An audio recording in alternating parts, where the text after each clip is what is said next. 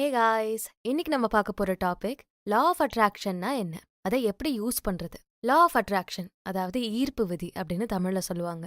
நீங்க நினைச்ச விஷயங்களெல்லாம் காந்தம் வச்சு ஈர்க்கணும்னு ஆசையா இருக்குன்னா அதுக்கு இந்த லா ஆஃப் அட்ராக்ஷன் தான் முக்கியமான கருவி. தெரிஞ்சோ தெரியாமலோ இந்த ஈர்ப்பு விதியை நம்ம வாழ்க்கையில தொடர்ச்சியா பயன்படுத்திக்கிட்டே தான் இருக்கும். முதல்ல இந்த ஈர்ப்பு விதினா என்ன? நீங்க எந்த விஷயத்த நினைக்கிறீங்களோ அதுதான் அடைவீங்க. நீங்க எந்த விஷயத்த வெளியிடுறீங்களோ அதுதான் அடைவீங்க. இதுதான் ஈர்ப்பு விதி. இந்த ஈர்ப்பு விதியை வச்சு நீங்க காலங்காலமா பொத்தி வளர்த்த பொண்ணு மேகலை அப்படிங்கிற மாதிரி பொத்தி பொத்தி வச்சிருக்க ஆசைகள் எல்லாத்தையும் அடைய முடியும். அதுக்கு உங்க எண்ணங்களோட சக்திகளை தான் வலிமையா பயன்படுத்தணும். சோ எண்ணங்களை நிஜமாக்குறது, கற்பனைகளை நிஜமாக்குறது தான் இந்த ஈர்ப்பு விதி. நம்ம என்ன சிந்திக்கிறோமோ அதுதான் நடக்கும். இப்ப நம்ம வாழ்க்கையில நடக்கக்கூடிய ஒவ்வொரு நிஜ விஷயங்களுமே முன்னொரு காலத்துல நம்மளால விதைக்கப்பட்டது தான். நம்ம வாழ்க்கையில ஏதோ ஒரு தருணத்துல எண்ணமாவோ உணர்ச்சியாவோ ஒரு விஷயத்த விதைச்சிருப்போம். அதுதான் இன்னைக்கு மரமா வளர்ந்து நிஜ வாழ்க்கையில பிரதிபலிச்சிட்டு இருக்கும். இன்னைக்கு நீங்க நல்ல வேலையில இருக்கீங்க, மாசம் 10 லட்சம் சம்பாதிக்கிறீங்க அப்படின்னா முன்னாடி ஏதோ ஒரு கட்டத்துல எனக்கு ஒரு நல்ல வேலை வேணும், 10 லட்சம் சம்பாதிச்சா நல்லா இருக்கும் அப்படிங்கிற மாதிரி எண்ணத்தை விதைச்சிருப்பீங்க. அதுதான் நிஜமாகி இப்போ ரியாலிட்டியில நடந்துகிட்டு இருக்கும். பண விஷயம் மட்டுமல்ல, வாழ்க்கையில நம்ம சந்திக்கக்கூடிய ஒவ்வொரு மனுஷங்களும், நம்ம கிட்ட வந்து சேரக்கூடிய ஒவ்வொரு விஷயங்களும் நம்ம ஈர்த்ததுதான். எண்ணமாவோ உணர்ச்சியாவோ விதைக்கப்பட்ட அந்த விதை தான் இன்னைக்கு பெருசா மரமா வளர்ந்துருக்கு. சோ நம்ம என்ன நினைக்கிறோமோ அதுதான் ஈர்ப்போம். இந்த விதி நம்மள அறிஞ்சோ அறியாமலோ நடந்துகிட்டே இருக்கு.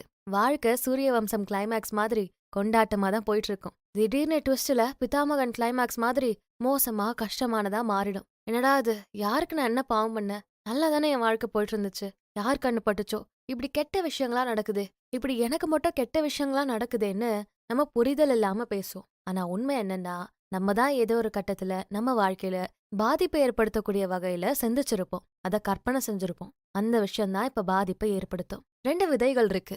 1 பாசிட்டிவான நல்ல விதைகள், 2 நெகட்டிவான கெட்ட விதைகள். இந்த 2 விதைகள்ல நீங்க எந்த விதைய விதைச்சாலும் அது மரமா வளரதான் செய்யும். சிம்பிளா துளசி விதையும் செடியா முளைக்கும், அரளி விதையும் செடியா முளைக்கும். இத முளைக்க வைக்கிறது தான் நம்ம. இந்த விதைகள் எல்லாம் வளர்க்கறதுக்கு ஒரு நிலம் வேணும்ல, அந்த நிலம் எங்க இருக்கு?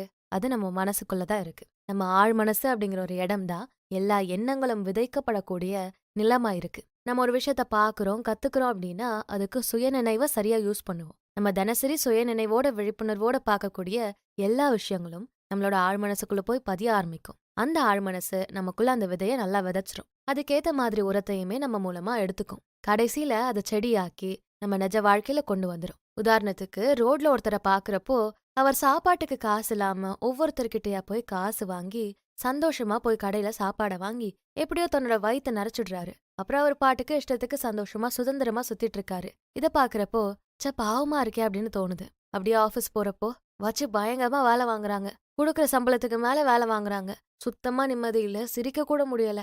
இந்த சூழ்நிலையில சடனா சாப்பாட்டுக்காக மத்தவங்க கிட்ட காசு கேட்டு நின்னவர் ஞாபகம் வருவாரு. அவனாச்சும் 4 பேர்ட்ட காசை வாங்கி சாப்பாட்டை வாங்கி வயிறை நிறைச்சிட்டு சிரிச்சிட்டு சுதந்திரமா சுத்துறான். ஆனா நம்ம தான் இப்படி அடிமை வாழ்க்கைய வாழ்ந்துகிட்டு இருக்கோம் அப்படின்னு ஒரு சின்ன விதை போதும் வாழ்க்கைய மொத்தமா திருப்ப முடியும். சோ பாசிட்டிவான விஷயங்களை சிந்திச்சா பாசிட்டிவான விஷயங்களை வாழ்க்கையில ஈர்க்கலாம். நெகட்டிவான விஷயங்களை சிந்திச்சா நெகட்டிவான விஷயங்கள் தான் வாழ்க்கையில ஈர்ப்போம். ஆழ் மனசை பொறுத்தவரை எது நல்லது எது கெட்டது, எது பாசிட்டிவ் எது நெகட்டிவ் இப்படி எதுவுமே அதுக்கு தெரியாது. வந்தாரை வாழ வைக்கும் தமிழ்நாடு மாதிரி வந்தாரை நான் வாழ வைப்பேன்னு பாம்புக்கும் பால் ஊட்டி வளர்த்துரும். சோ நம்ம ஆழ் மனசை சரியா ப்ரோக்ராம் பண்ணிக்கிட்டோம்னா நம்ம வாழ்க்கையை நம்ம கட்டுப்பாட்டுக்குள்ள வச்சுக்க முடியும். லா ஆஃப் அட்ராக்ஷனையும் நமக்கு ஏத்த மாதிரி வளைச்சு போட்டுக்க முடியும். அப்போ நம்ம இங்க என்ன செய்ய போறோம்னா வெறும் பாசிட்டிவான விஷயங்களை மட்டும்தான் விதையா விதைக்க போறோம். அதுவே பாசிட்டிவான ரிசல்ட்ஸையும் நமக்கு ஈர்த்து கொடுக்கும். எப்படி இந்த லா ஆஃப் அட்ராக்ஷன் வேலை செய்யுது? இந்த பிரபஞ்சத்துல இருக்க எல்லாத்துக்குமே எனர்ஜி இருக்கும். நம்ம எண்ணங்கள், செயல்கள், பேச்சுகள், டேபிள், சேரு, இப்படி உயிருள்ள பொருள், உயிர் இல்லாத பொருள், கண்ணுக்கு தெரியிற பொருள், கண்ணுக்கு தெரியாத பொருள், இப்படி எல்லாத்துக்குமே எனர்ஜி கண்டிப்பா இருக்கும். நம்ம எண்ணங்கள்ல இருக்கக்கூடிய எனர்ஜி தான் நம்ம அனுபவங்கள் எல்லாம் மேனிஃபெஸ்ட் பண்ணுது. நம்ம எண்ணங்கள்ல இருக்கக்கூடிய எனர்ஜி தான் நம்ம நடத்தணும்னு நினைச்ச விஷயங்களை நடத்தி காட்டுது. அப்ப நம்ம பாசிட்டிவான எண்ணங்களை வைக்கிறப்போ நமக்கு பாசிட்டிவான அனுபவங்கள் கிடைக்கும், செயல்பாடுகளும் பாசிட்டிவா நடக்கும். அதுவே நெகட்டிவான எண்ணங்கள் இருக்குன்னா எல்லாத்தையும் நெகட்டிவா தான் நடக்க வைக்கும். லா ஆஃப் அட்ராக்ஷன் சொல்ற முக்கியமான 3 விஷயங்கள் இருக்கு. Number 1, like attracts like. அதாவது ஒரே மாதிரி இருக்கக்கூடிய விஷயங்கள் ஒண்ணுக்கொன்னு ஈர்க்கப்பட்டுக்கும். அதாவது நம்ம பணக்காரன் ஆகணும்னு நினைக்கிறோம் அப்படின்னா நம்மள மாதிரியே பணக்காரன் ஆகணும்னு நினைக்கக்கூடிய மக்கள் நம்ம ஈர்ப்போம். நிறைய தடவை இது நடந்திருக்கும். ஜாலியா என்ஜாய் பண்ணிக்கிட்டே ஊர் சுத்திக்கிட்டே இருக்கணும்னு நம்ம நினைப்போம். அப்ப நம்மள மாதிரியே மைண்ட் செட் இருக்கக்கூடிய ஜாலியான என்ஜாய் பண்ற மக்கள்ல நம்ம பக்கம் ஈர்த்துக்கிட்டே இருப்போம். இன்னொரு பக்கம் பாக்குறப்போ சிகரெட் கஞ்சான்னு கெட்ட பழக்கம் இருக்கக்கூடிய பையனோட ஃப்ரெண்ட்ஸை பார்த்தா அவங்களும் சிகரெட் கஞ்சான்னு தான் சுத்திக்கிட்டு இருப்பாங்க. சோ ஒரே மாதிரி இருக்க 2 விஷயங்கள் ஒண்ணுக்கொண்ணு ஈர்க்கப்படும். நம்ம என்ன மைண்ட் செட்ல இருக்கோமோ அதே மக்களை தான் நம்ம ஈர்ப்போம். நம்ம என்ன விஷயம் சிந்திக்கிறோமோ அதே மாதிரி இந்த பிரபஞ்சத்துல இருக்கக்கூடிய விஷயம் நம்ம கிட்ட வந்து சேரும். நெகட்டிவான சிந்தனைகள் நெகட்டிவான விஷயங்களை ஈர்க்கும். அதுவே பாசிட்டிவான சிந்தனைகள் பாசிட்டிவான விஷயங்களை ஈர்க்கும். இதுதான் லைக் அட்ராக்ட்ஸ் லைக். சிம்பிளா நான் பணக்காரன் ஆகணும்னு நினைச்சா பணத்தை ஈர்ப்போம். அவ்வளவுதான், காசெல்லாம் வராது. இப்படி கஷ்டத்துல தான் நம்ம வாழ போறோம் நெகட்டிவா யோசிச்சா கஷ்டத்துல வாழக்கூடிய சூழல் தான் உருவாகும். பாசிட்டிவ்னா பாசிட்டிவ், நெகட்டிவ்னா நெகட்டிவ். இதுதான் லா ஆஃப் அட்ராக்ஷனோட முதல் பிரின்சிபல். 2வது பிரின்சிபல் இடவசதிகள். லா ஆஃப் அட்ராக்ஷன் என்ன சொல்லுதுன்னா, நம்ம வாழ்க்கையில இருந்து நெகட்டிவான விஷயங்களை நம்ம வெளியேற்றுறப்போ பாசிட்டிவான விஷயங்களுக்கு நிறைய இடம் இருக்கும். நம்ம வாழ்க்கையும் மைண்டையும் எந்த விஷயமுமே இல்லாம கம்ப்ளீட்டா காலியா வைக்கிறது ரொம்ப ரொம்ப கஷ்டம். ஏதாச்சும் ஒரு விஷயம் கண்டிப்பா இருக்கும். நம்ம வேற விஷயத்துக்கு இடத்த வேணா சரி பண்ணி வைக்கலாம். கம்ப்ளீட்டா எம்டியா எந்த இடமுமே இருக்காது. ஏதாவது ஒரு விஷயம் அந்த இடத்த கண்டிப்பா நிரப்பும். அந்த விஷயம் பாசிட்டிவான விஷயமா இருந்தா ரொம்ப நல்லது. சோ நம்ம மைண்டை கொஞ்சம் கிளியர் பண்ணி நெகட்டிவ் விஷயங்களை துரத்தணும். பாசிட்டிவான விஷயங்களுக்கு இடத்த கொஞ்சம் ஒதுக்கி வைக்கணும். அப்பதான் நம்ம வாழ்க்கையும் பாசிட்டிவான முறையில கட்டமைக்கப்படும். 3வது பிரின்சிபல் நிகழ்காலம் தான், அதாவது பிரசன்ட் தான் எப்பவுமே பெர்ஃபெக்ட். இது லா ஆஃப் அட்ராக்ஷனை பொறுத்த வரைக்கும் எல்லாமே பிரசன்ட்ல இப்ப நடக்கிற விஷயங்களா தான் இருக்கணும். இப்ப இருக்க பிரசன்ட் மொமெண்ட்டை முன்னேற்றுற மாதிரி தான் விஷயங்களை நம்ம செய்யணும். நம்ம ஆசைப்படுற விஷயங்களை கூட பிரசன்ட் மொமெண்ட்ல கிடைச்சு வாழற மாதிரியே எண்ணங்களை வைக்கணும், கற்பனை பண்ணணும். பணக்காரன் ஆகணும்னு நினைக்காம நான் பணக்காரனா தான் வாழுறேன்னு நினைக்கணும். இந்த சிந்தனை தான் லா ஆஃப் அட்ராக்ஷனோட ஆணி வேரே. நம்ம தான் நம்மளோட வாழ்க்கையை உருவாக்குறோம். இப்ப நம்ம பணக்காரனா இருக்கிறதுக்கும் ஏழையா இருக்கிறதுக்கும் நம்ம தான் காரணம். நம்ம எந்த விஷயத்துல கவனம் செலுத்துறோமோ அதுதான் நம்ம வாழ்க்கைக்குள்ள வந்தடையும். சோ நம்ம தான் நமக்கு இஷ்டப்படி வாழ்க்கையை கட்டமைச்சுக்கணும். அதை எப்படி செய்யறது? லா ஆஃப் அட்ராக்ஷன் தான் அதுக்கு சிறந்த வழி. எப்படி இந்த லா ஆஃப் அட்ராக்ஷனை சரியா யூஸ் பண்றதுன்னு பாப்போம். முதல்ல நன்றி உணர்வு. எப்பவுமே நன்றியோட இருக்கணும். ஆல்ரெடி கிடைச்ச விஷயம், இப்ப கிடைச்சிட்டு இருக்க விஷயம், இனிமே கிடைக்க போற விஷயம், இது எல்லாத்துக்குமே நன்றியோட இருக்கணும். காலையில எழுந்திரிச்சதும் அன்னைக்கு நாளுக்காக நன்றி சொல்லணும். அன்னைக்கு இரவு தூங்க போறப்போ அன்னைக்கு நாள் முழுக்க நடந்த எல்லா விஷயத்துக்கும் நன்றி சொல்லணும். நன்றி சொல்றப்போ நமக்கு பிடிச்ச விஷயம் தான் கிடைச்சிருக்கு அப்படிங்கிற எனர்ஜியை நம்ம வெளியேற்றுறோம். அப்ப அதே மாதிரி பிடிச்ச விஷயத்தை தான் இந்த லா ஆஃப் அட்ராக்ஷன் கொண்டு வந்து சேர்க்கும். சோ நன்றி உணர்வை காலம் முழுக்க பயிற்சி பண்ணிக்கிட்டே வந்தா வாழ்க்கையில எல்லா விஷயங்களும் நமக்கு ஈஸி ஆகிடும். நமக்கு வேணுங்கிற விஷயத்த எந்த எஃபர்ட்டுமே போடாம கூட நம்ம அடைய முடியும். அடுத்ததா தியானம் பண்றது மூலமா நம்ம லா ஆஃப் அட்ராக்ஷனை சரியா யூஸ் பண்ணலாம். தியானம் செய்யறப்போ நம்மள சுத்தி இருக்க எல்லா விஷயங்களையும் மறந்து கான்ஷியஸ் மைண்டை தூங்க வச்சுட்டு ஆழ் மனசுல தான் ஆக்டிவா இருப்போம். இந்த சமயத்துல நம்ம என்னெல்லாம் வேணும்னு நினைக்கிறோமோ அது எல்லாத்தையும் விதையா ஆழ் மனசுல விதைக்கணும். தினமும் குறைஞ்சது 1/2 மணி நேரம் இல்ல 1 மணி நேரமாச்சும் தியானம் பண்ணணும். இந்த தியானம் நம்ம வாழ்க்கையில மிகப்பெரிய மாற்றத்தை கொண்டு வரும். தியானத்துல நம்ம ஆழ் மனசுக்குள்ள ஸ்டோர் பண்ண வேண்டிய விஷயங்கள் எல்லாம் நேரடியா ஈர்ப்பு விதி மூலமா பிரபஞ்சத்தை அணுகி நிஜ வாழ்க்கையில நடத்தப்படும். சோ தியானம் செய்யறது மூலமா லா ஆஃப் அட்ராக்ஷனை சரியா யூஸ் பண்ணிக்க முடியும். 3வது முறை இலக்குகளை கற்பனை செய்யறது. நம்ம எந்த விஷயத்த அடையணும்னு நினைக்கிறோமோ அதை கற்பனையா செய்யறப்போ நிஜமா நடக்கிற மாதிரி விஷுவலைஸ் பண்ணி பாக்குறப்போ அதுதான் தேவை அப்படிங்கிற பாசிட்டிவான எனர்ஜியை நம்ம வெளிப்படுத்துறப்போ அதையே இந்த ஈர்ப்பு விதி நம்ம பக்கம் கொண்டு வந்து சேர்க்கும். பெரிய ஹீரோ ஆகணும், பெரிய பணக்காரன் ஆகணும், இப்படி எல்லா விஷயங்களையும் நம்ம கற்பனை பண்றப்போ நம்ம ஆசைப்படுற விஷயங்கள் இதுதான்பான்னு ஈர்ப்பு விதி புரிஞ்சுக்கும். அதையே நம்ம கிட்ட கொண்டு வந்து சேர்க்கும். நம்ம ஆசைப்பட்ட மாதிரியும் வாழ ஆரம்பிச்சிருவோம். அடுத்ததா பாசிட்டிவ் அஃபர்மேஷன்ஸ் மூலமா லா ஆஃப் அட்ராக்ஷனை சரியா யூஸ் பண்ணலாம். நான் பணக்காரன், நான் ஆரோக்கியமானவன், என்னால் அனைத்தையும் சாதிக்க முடியும். இந்த மாதிரி பாசிட்டிவான வாக்கியங்களை அடிக்கடி சொல்லணும். எல்லா அஃபர்மேஷன்ஸும் இப்ப நம்ம பிரசன்ட்ல இருக்க மாதிரி சொல்லணும். நான் பணக்காரன் ஆவேன்னு சொல்றதுக்கும் நான் பணக்காரன்னு சொல்றதுக்கும் நிறைய வித்தியாசம் இருக்கு. இப்ப நம்ம அந்த பணக்கார வாழ்க்கைய வாழுற மாதிரி பிரசன்ட்ல அஃபர்மேஷன் சொல்லும்போது நமக்கு பாசிட்டிவ் எனர்ஜி தான் வெளியாகும். சோ நம்மளும் பணத்தை ஈர்ப்போம். பணக்காரன்னு மனசார சொல்லும்போது பணக்காரன் ஆக வேண்டிய விஷயங்கள் எல்லாம் நம்ம ஈர்க்க ஆரம்பிப்போம். பாசிட்டிவ் அஃபர்மேஷன்ஸ் மட்டும் இல்லாம எல்லா சூழல்லையும் பாசிட்டிவான விஷயங்களை பார்க்கணும். ஒருத்தர் உங்க கிட்ட வந்து பேசுறாரா, இவன் இவ்வளவு கேவலமா ட்ரெஸ் பண்ணிருக்கா, எதுக்கு பைத்தியம் மாதிரி பேசுறா, இப்படி நெகட்டிவா யோசிக்க கூடாது.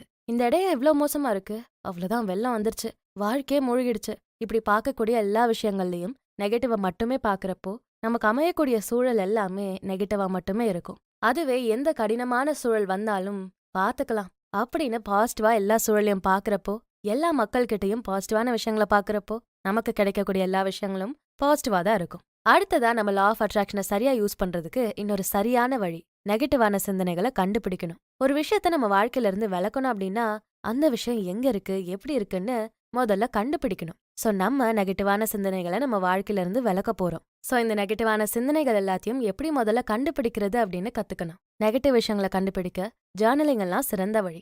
ஒரு டைரி நோட் எடுத்து வரக்கூடிய எல்லா சிந்தனைகளையும் எழுதணும். அதுல என்னென்ன நெகட்டிவான சிந்தனைகள் எல்லாம் இருக்கோ அதெல்லாம் நோட் பண்ணி அதுக்கேத்த மாதிரி முறைகளை பயன்படுத்தி நெகட்டிவான சிந்தனைகளை வெளியேற்றணும். வெளியேற்றினதுக்கு அப்புறம் கேப்பை ஃபில் பண்ண பாசிட்டிவான சிந்தனைகளை உள்ள கொண்டு வரணும். நம்ம கிட்ட ஏதாச்சும் நெகட்டிவ் விஷயங்கள் இருக்கு அப்படின்னா அது அப்படியே பாசிட்டிவான விஷயமா மாத்தணும்.